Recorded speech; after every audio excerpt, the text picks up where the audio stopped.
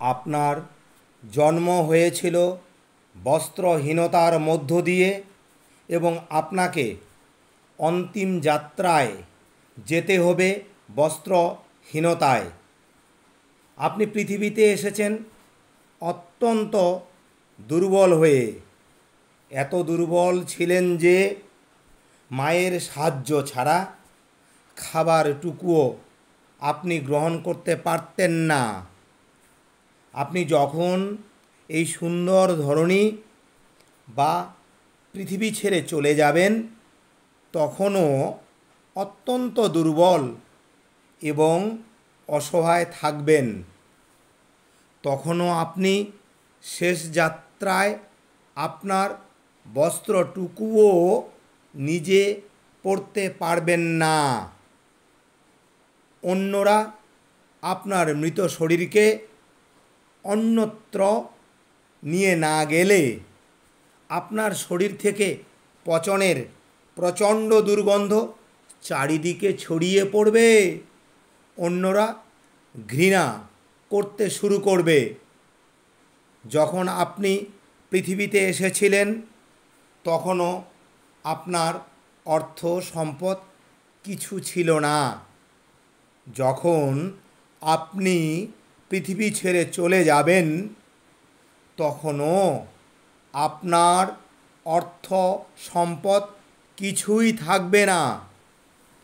উপরওয়ালা যেমন মাতার মাধ্যমে আপনাকে পৃথিবীতে প্রেরণ করেছিলেন, পৃথিবীতে এসে যেমন অন্যের সাহায্যে মায়ের কোলের সাথে সম্পর্ক তৈরি করেছিলেন, তেমনি মৃত্যুর পর অন্যের সাহায্যে আপনাকে চিরস্থায়ী ঠিকানায় পাড়ি দিতে হবে।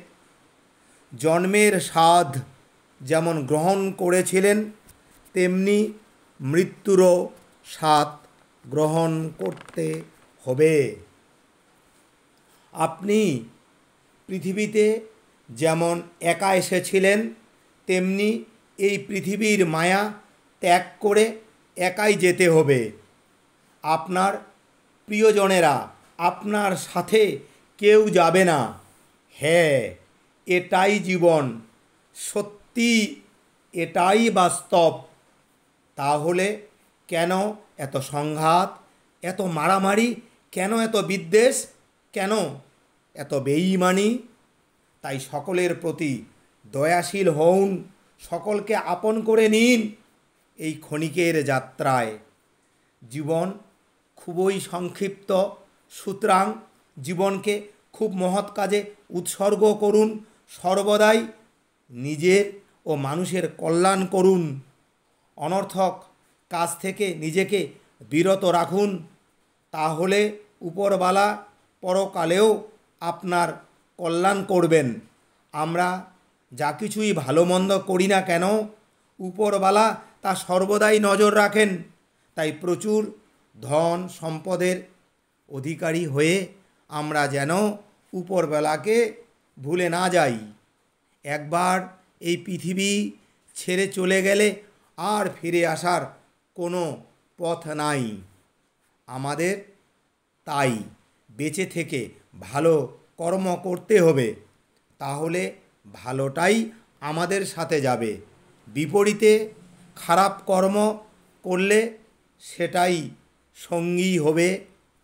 উপরওয়ালা আপনাকে, আমাকে এবং আমাদেরকে বোঝার এবং মেনে চলার সঠিক পরামর্শ দান করুন।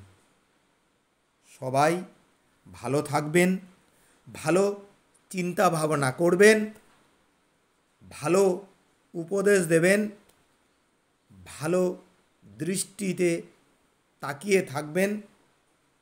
যেটাতে দেখবেন সঠিক জিনিস নয় তার থেকে সরে আসার চেষ্টা করবেন।